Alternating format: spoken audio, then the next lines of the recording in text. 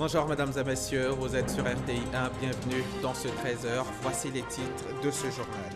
Hier, à la clôture du 17e Forum économique sur l'Afrique qui a lieu à Paris, Daniel Kablan-Duncan est intervenu sur le thème « Le futur de l'Afrique, industrialisation, technologie et entrepreneuriat, cas de la Côte d'Ivoire ». Vous le verrez en tout début de journal.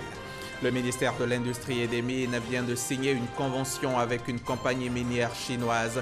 Coût total des investissements dans cette mine qui exploite près de 300 emplois directs, 6,5 milliards de francs CFA.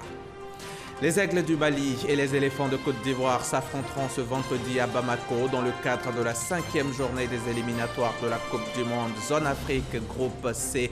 Les éléphants se doivent de faire un bon résultat pour consolider leur fauteuil de leader. Bienvenue dans cette demi-heure d'information. Les honneurs funèbres militaires ont été rendus hier jeudi au camp Gallieni à feu Léon Konan Kofi. Cérémonie militaire d'hommage pour saluer la mémoire et le travail accompli par l'ex-ministre de la Défense. Aux côtés des chefs d'état-major des différents corps d'armée, le chef de l'État, le président Alassane Ouattara lui-même. Herman Guivet. État-major général des armées, place d'armes. Le temps s'est figé l'instant de quelques minutes. Des minutes pour saluer la mémoire de Léon Konan Kofi, ex-ministre de l'Intérieur de 1981 à 1990, ex-ministre de la Défense de 1990 à 1996. Un hommage militaire en présence du chef de l'État, Alassane Ouattara, venu s'incliner devant la dépouille de l'illustre disparu et saluer la mémoire de celui qui aura été l'un des compagnons les plus fidèles de Félix Houphouët-Boigny, premier président de la Côte d'Ivoire. Saluant les qualités humaines et professionnelles du disparu, le ministre d'État, ministre de la Défense, Ahmed Bakayoko, n'a pas manqué de rappeler quelques grands dossiers sur lesquels aura travaillé Léon Konan Kofi avant, pendant et après l'exercice de ses fonctions de ministre de la République. Il a eu le mérite d'opérer des réformes en profondeur qui constituent à ce jour des références en la matière. Le code de la fonction militaire, la création du grade de colonel-major, l'ouverture de la coopération militaire avec la Chine, la création de l'atelier de la Marine nationale à Tema, la création du centre médical des armées de Bouaké, la création de l'école de maintien de la paix de Zambakro. Excellences, Monsieur le Président de la République, à ce stade de mon propos, je m'en voudrais de ne pas signaler que c'est sous votre impulsion, en tant que Premier ministre du Président Houphouët-Boigny, qu'il a dans ses fonctions de ministre de la Défense conduit ces grandes actions. Notre pays perd un grand serviteur de l'État, un grand ministre, un homme bien et un homme de bien. Le président Alassane Ouattara a ensuite procédé à la remise du drapeau de l'État à la famille du défunt, signe du respect pour l'immense service qu'il aura rendu à la nation.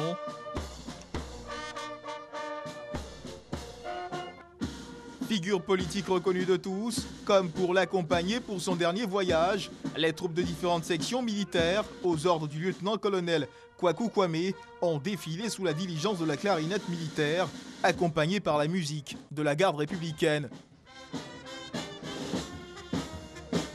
Une cérémonie précédée d'une messe de requiem sur les parvis de la cathédrale Saint-Paul du Plateau.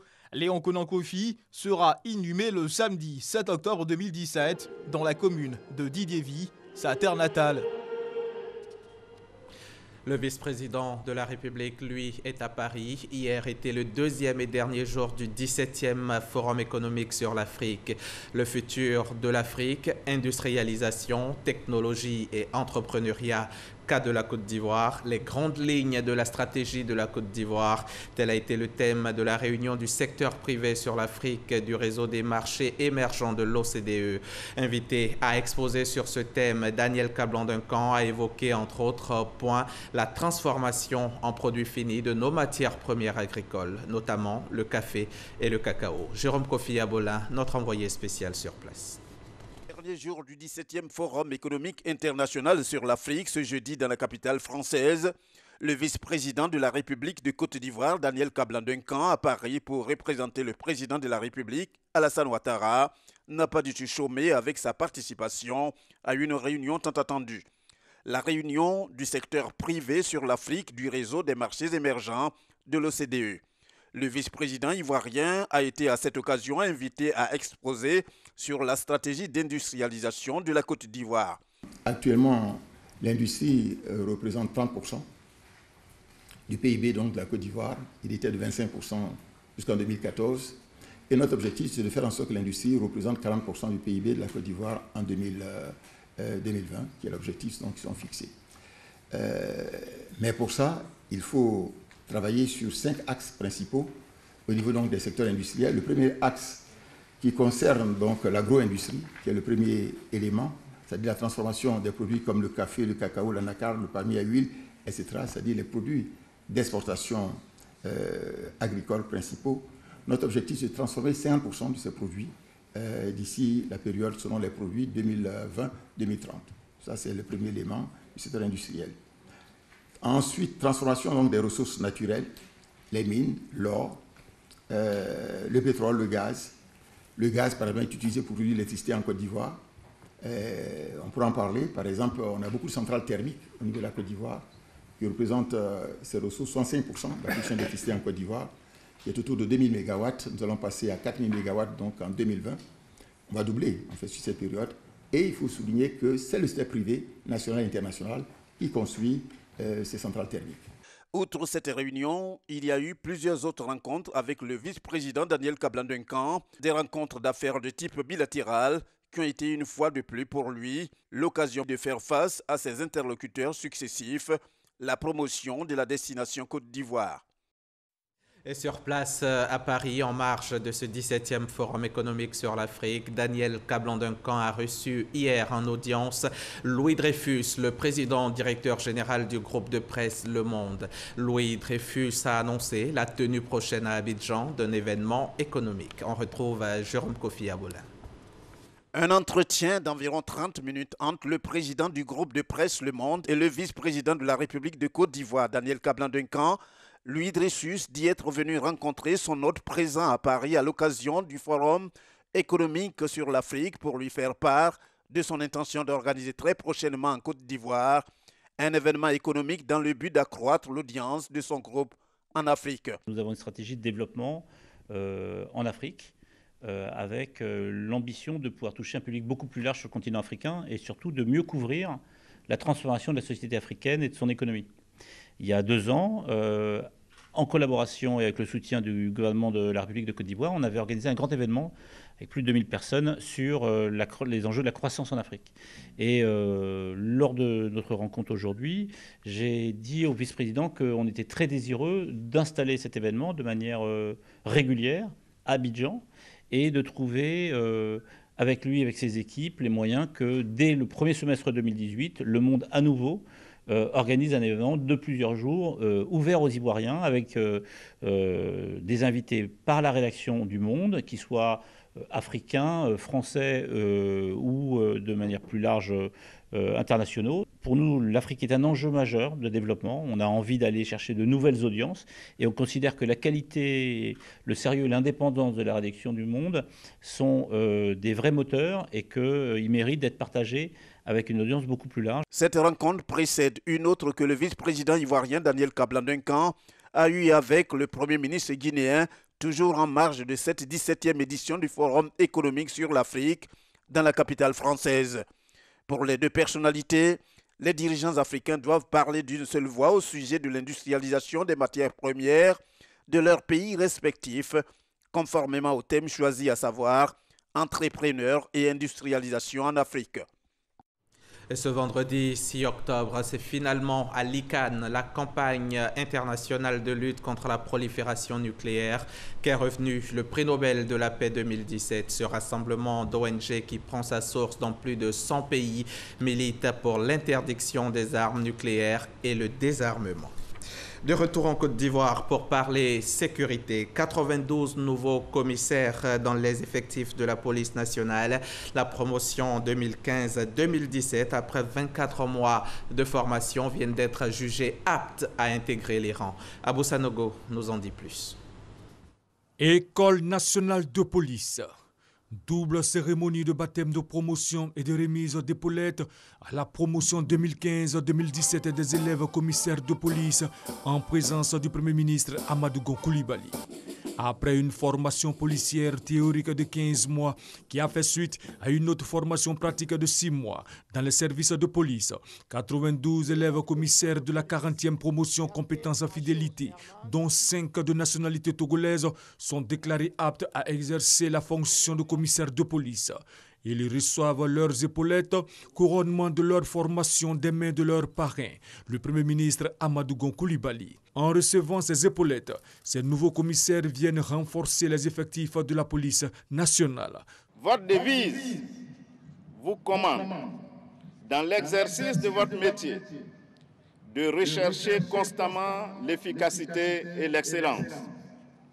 Vous devez vous acquitter de vos fonctions avec dévouement et zèle, tout en restant conforme aux lois et règlements de l'État et au code de déontologie de votre corporation. Le parrain de la promotion 2015-2017 des élèves commissaires de police, le Premier ministre Amadou Gon Coulibaly, a invité ses filleuls à être des modèles. Chers filleuls, vous êtes désormais aptes, au prix de beaucoup d'efforts, à porter le grade de commissaire de police. Vous entrez ainsi dans ce métier que vous avez choisi pour être au service de l'État et de vos compatriotes. Votre mission est de lutter contre l'insécurité, de protéger la vie, d'assurer la tranquillité des citoyens, de défendre les libertés publiques. C'est une mission difficile, une mission à risque qui exige de l'abnégation, de l'intégrité, du courage et du dévouement. Vous devez mériter par votre travail et votre sens du devoir la confiance placée en vous par vos États respectifs. Ces 92 élèves commissaires sont issus pour les uns du concours externe et pour les autres du concours interne. Et ils ont débuté leur formation en mars 2015, date de leur entrée à l'École nationale de police. Bruno Nabagné-Koné s'engage à promouvoir le code d'éthique et de déontologie auprès des journalistes de Côte d'Ivoire. Avec le soutien de l'UNESCO, un document qui rappelle les règles à suivre dans le métier a été produit à grande échelle. Il sera distribué gratuitement dans toutes les rédactions. Objectif, permettre aux professionnels de l'information de s'en imprégner. Le ministre de la Communication, de l'Économie numérique et de la Poste a reçu les premiers exemplaires de ce livret qu'il a ensuite remis à l'OLPED, l'Observatoire de la liberté de la presse et de l'éthique et de la déontologie. Serge Collier. L'année 1991 marque la libéralisation du secteur de la presse en Côte d'Ivoire. Cette période, appelée Printemps de la presse, nécessite à cette époque l'instauration d'un code d'éthique et de déontologie. Objectif, éviter les dérives et autres abus. 26 ans après, la question du respect des règles du métier de journaliste reste d'actualité. C'est la raison pour laquelle l'UNESCO a reproduit le code d'éthique et de déontologie. Le ministre de la Communication, de l'Économie numérique et de la Poste a salué le directeur régional Ido Yao pour ce geste qui va contribuer à responsabiliser davantage les professionnels de l'information. Il faut une presse libre et indépendante, mais dans le même temps, nous souhaitons que cette presse soit responsable. Nous souhaitons dans le même temps que cette presse soit professionnelle. Le ministre a réceptionné symboliquement quelques exemplaires qu'il a aussitôt remis à la présidente du conseil d'administration de l'OLPED, l'Observatoire de la liberté de la presse, de l'éthique et de la déontologie. Si vous n'avez aucune notion de déontologie ni d'éthique, comment vous allez faire ce travail-là? Donc c'est important que chaque journaliste ait dans sa tête le contenu de ce document-là. Au niveau du Conseil national de la presse, le plus souvent, nous sanctionnons ceux qui ne respectent pas les règles de la profession parce que nous voulons arriver à une presse de qualité. Chaque rédaction recevra sa part de ce code et chaque journaliste en aura copie. Le ministère de l'Industrie et des Mines vient de procéder à la signature d'une convention avec une compagnie minière chinoise. Cette compagnie développe ses activités dans la mine de manganèse de Lozwa dans le département de Guitry, dans la région du Lodjibois. 6,5 milliards de francs CFA, c'est le coût total des investissements dans cette mine qui exploite près de 300 emplois directs. Godefroy Okambawa et Jean-Luc Bangbo. Une unité d'enrichissement concentré du minerai de basse teneur pour un investissement de 2 milliards de francs CFA à Lozwa, dans la région du Lodjibois. La compagnie minière du littoral, CML, s'engage dans la nouvelle convention signée avec l'État de Côte d'Ivoire de réaliser ce projet au bénéfice des populations avec 100 emplois directs additionnels pour une période de 10 ans. La compagnie minière exploite la mine de Lozwa depuis 2013 avec plus d'1 million de tonnes de manganèse produits. 6,5 milliards de francs CFA ont été investis pour l'ouverture de cette mine qui a généré 292 emplois directs. Des acquisitions supplémentaires d'équipements de mine sont en cours. Pour le ministre de l'Industrie et des Mines, Jean-Claude Brou, cette signature de convention marque le début d'une étape importante dans l'extraction du manganèse en Côte d'Ivoire. Le secteur minier dans notre pays se porte bien, se développe bien, puisque sur les orientations du président de la République, les politiques ont été mises en place. Et c'est un secteur qui croît à un rythme élevé. Nous sommes convaincus que cette production va augmenter, puisque c'est un secteur qui a subi, bien entendu, l'impact de la baisse des cours il y a quelques années. Mais avec la reprise, il y a une amorce d'investissement nouveau dans le secteur, donc la production devrait augmenter. Une industrie forte au service d'une Côte d'Ivoire émergente, le gouvernement ivoirien entend faire de ce secteur l'un des piliers de son économie. En bref et en image, une délégation burkinabé conduite par le ministre des Transports, de la Mobilité et de la Sécurité routière effectue depuis hier une visite de travail en Côte d'Ivoire. Elle a été reçue par le ministre des Transports, Amadou Koné. Les deux parties ont planché sur les projets en commun dans le secteur des transports, notamment la réhabilitation du chemin de fer Abidjan-Ouagadougou et son prolongement sur Kaya.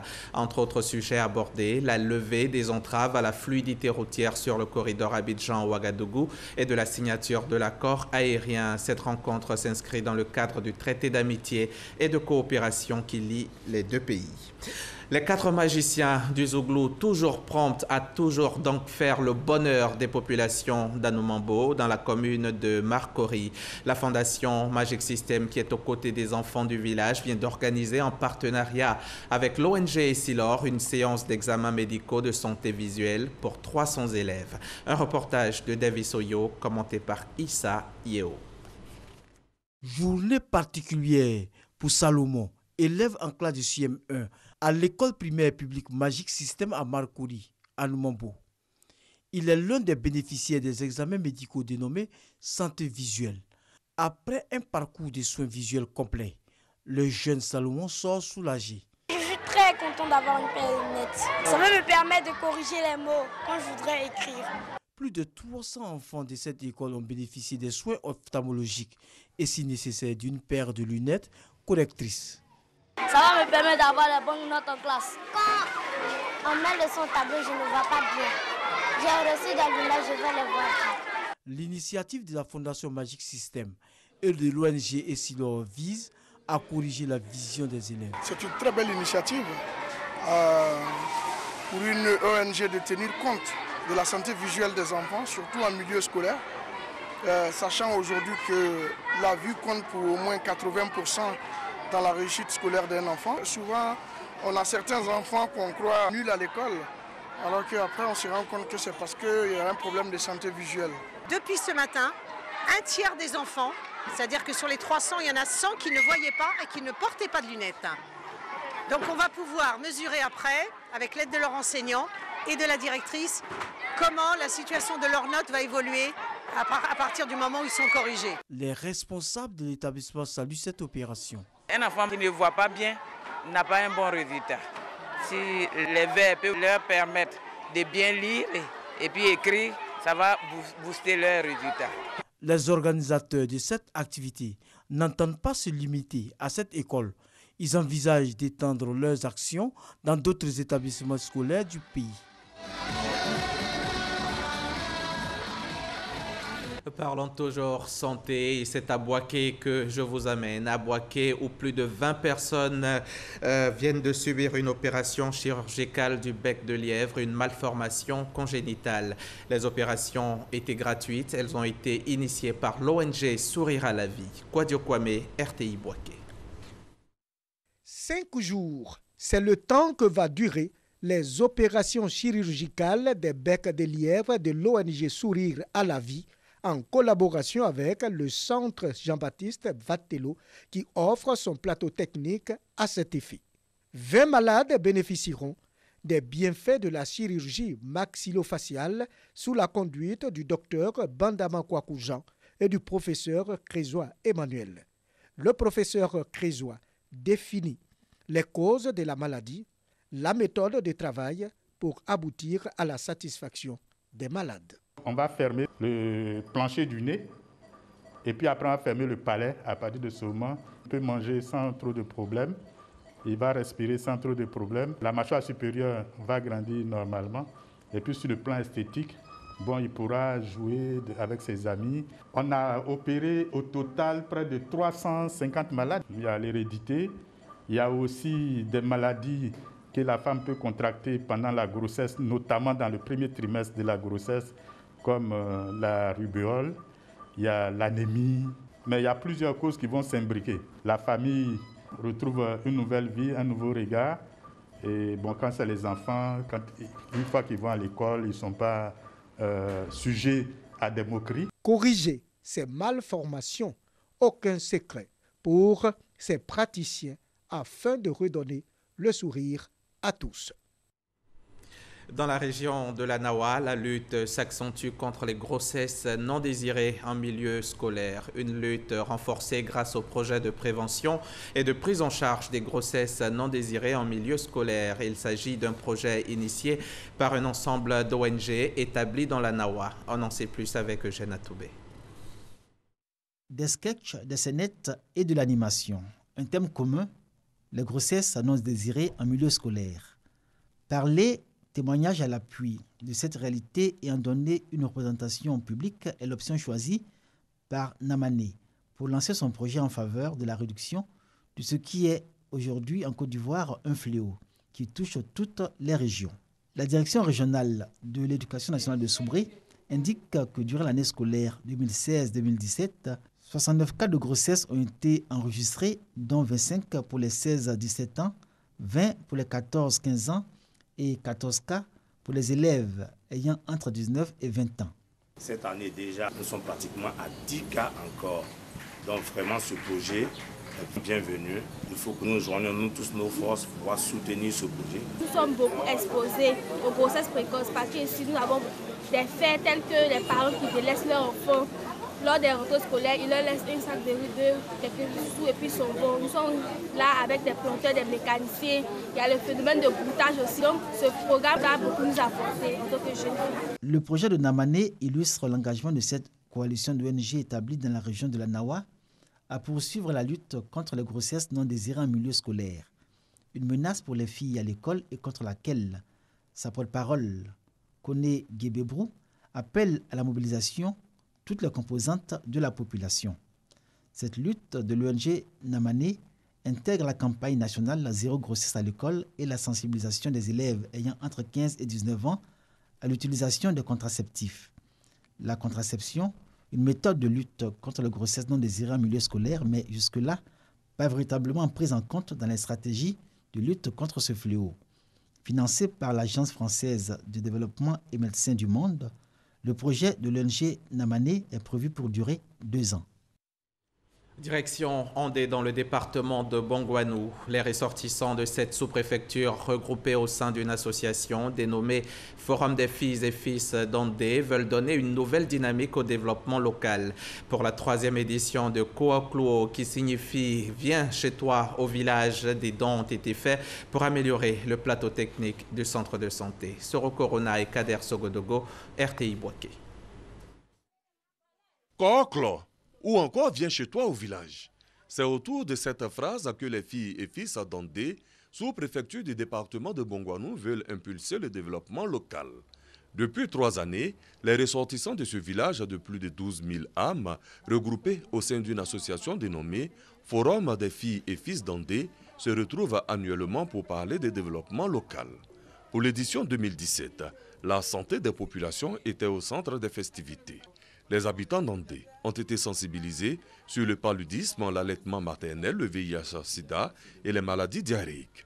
Le responsable du centre de santé du village salue le don fait par le forum pour renforcer le plateau technique. Je dis merci à cette organisation. Un accent particulier qui est mis sur le volet santé. Ce qui veut dire que la santé de la population est leur préoccupation. Des kits de maternité ont été offerts aux nouveau-nés du village.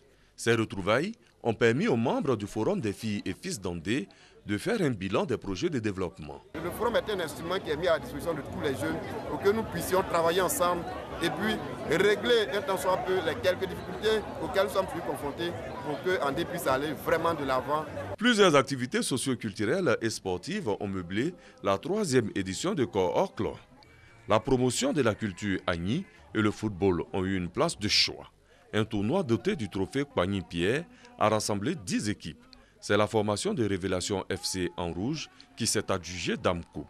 Enlevé des rideaux, un match de gala a opposé l'équipe du Forum des filles et fils d'Andé à celle des fonctionnaires du village. Les Libériens sont en pleine campagne électorale depuis lundi sur toute l'étendue du pays. 20 candidats sont en lice pour succéder à la présidente sortante Ellen Johnson Sirleaf. Le président de la commission électorale a rappelé aux partis et candidats leur engagement en faveur d'une élection pacifique.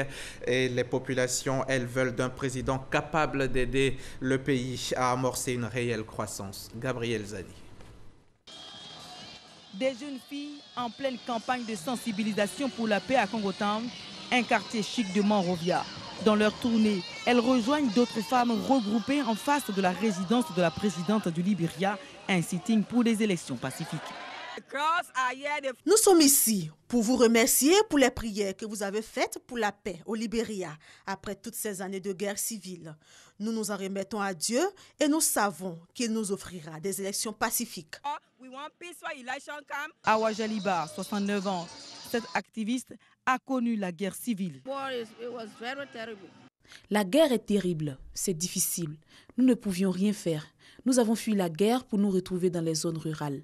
Après la transition, nous sommes revenus pour parler de paix dans la ville, dans les rues. Ce que nous voulons, c'est la paix. Nous sommes fatigués de la guerre. Une période difficile à ne plus rééditer. Je veux que l'élection soit paisible et que tous les Libériens acceptent les résultats des élections. Après plus de 2 décennies d'instabilité politique, dont 14 années de guerre civile, presque tout devient urgent au Libéria. L'éducation des enfants, les infrastructures de santé, l'emploi des jeunes.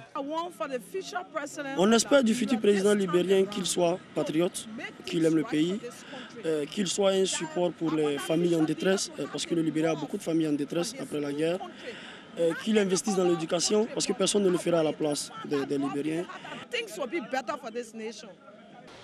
Le long passé de guerre civile du Libéria, suivi des 12 années de stabilité de 2005 à 2017, explique l'importance de ces élections présidentielles et législatives.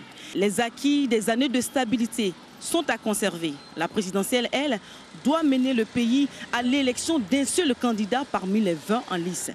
Ici, au constat, à Monrovia, dans la capitale libérienne, la paix est revenue et avec elle, l'espoir des Libériens. Les Maliens et les Ivoiriens s'affronteront ce vendredi au stade du 26 mars de Bamako, et ce dans le cadre de la 5e journée des éliminatoires de la Coupe du Monde, zone Afrique, groupe C. La qualification pour le Mondial 2018 passe impérativement par une victoire des éléphants ce soir.